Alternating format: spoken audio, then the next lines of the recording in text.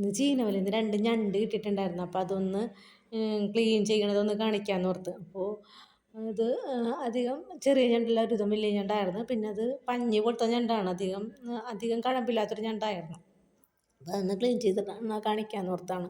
അപ്പോൾ അത് ഞണ്ട് ക്ലീൻ ചെയ്യണമെങ്കിൽ നമ്മൾ ഒരു ചകിരി ഇട്ട് ക്ലീൻ ചെയ്തെടുക്കുകയാണെങ്കിൽ നമുക്ക് പെട്ടെന്ന് അത് വൃത്തിയായി കിട്ടും. ചകിരി ആകുമ്പോൾ അതിൻ്റെ എല്ലാ സൈഡിലും ആ ചകിരിയുടെ ഇത് എത്തുമല്ലോ, അപ്പോൾ പെട്ടെന്ന് ക്ലീൻ ചെയ്തെടുക്കാൻ പറ്റും. അതുകൊണ്ടാണ് ഇപ്പോൾ ആ ചകിരിയും കൊണ്ട് ക്ലീൻ ചെയ്യുമ്പോൾ അത് വെളുത്ത് വെളുത്ത് തന്നെ ഉണ്ട്. ഈ ഞണ്ട് നന്നാക്കാനായിട്ട് ഇപ്പോൾ നമ്മൾ പലതിലും കാണുന്ന പോലെ അത്ര ബുദ്ധിമുട്ടുള്ള കാര്യമൊന്നുമല്ല ഞണ്ട് നന്നാക്കാനായിട്ട്. മീൻ നന്നാക്കണ അത്രയും ബുദ്ധിമുട്ടൊന്നും എനിക്ക് തോന്നാറില്ല കേട്ടോ ഞണ്ട് നന്നാക്കാനായിട്ട്. പിന്നെ അത് ഭയങ്കര മുറ്റ കഴമ്പുള്ള ഞണ്ടാണെങ്കിൽ അത് പൊളിച്ചെടുക്കാനായിട്ടൊരു ബുദ്ധിമുട്ട്. പിന്നെ പൊളിക്കുമ്പോൾ അത് പൊളിഞ്ഞു പോരില്ല. ഇത് പക്ഷേ വെള്ളം പോലത്തെ ഞണ്ടായാലും പെട്ടെന്ന് പൊളിഞ്ഞു പോകും.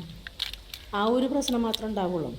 ഞാൻ അങ്ങനെ പൊളിച്ചെടുത്തിട്ട് അതിൻ്റെ ഒരു സൈഡ് കണ്ട് വലിഞ്ഞ് അങ്ങനത്തെ ഒരു സാധനം പോലത്തെ സംഗതിയാണ്. അത് നമ്മൾ പൊളിച്ചങ്ങോട്ട് കളയണം. പൊളിച്ചെടുക്കണം. അതൊക്കെ പെട്ടെന്ന് പൊളിഞ്ഞു പോകുന്ന സാധനമാണ്. നമ്മൾ ഇത് കണ്ട അപ്പോൾ വെളുത്ത് തന്നെ ഉണ്ടത്. പിന്നെ അതൊന്ന് കഴുകി വൃത്തിയാക്കിയിട്ട് ഒന്ന് രണ്ടാക്കി പൊളിച്ചിട്ട് കഴിഞ്ഞാൽ അതിൻ്റെ ഉള്ളിലോട്ടൊക്കെ നമ്മൾ ഉപ്പും പുളിയൊക്കെ അതിൻ്റെ ഉള്ളിലോട്ടൊക്കെ കയറിക്കോളും നമ്മൾ വേവിക്കുന്ന നേരത്തെ.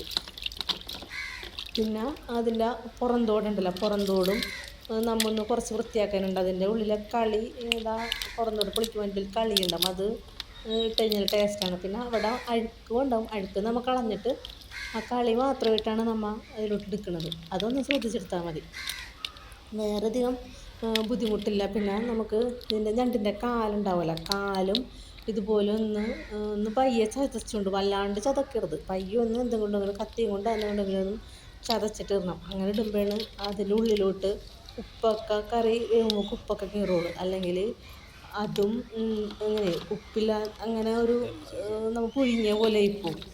അപ്പോൾ അതും ഒന്ന് പയ്യെ ചതച്ചൊക്കെ ഇടണം. അപ്പോൾ അതിൻ്റെ അത്രേ ഉള്ളൂ ക്ലീനിങ്, ഞണ്ടിൻ്റെ ക്ലീനിങ്.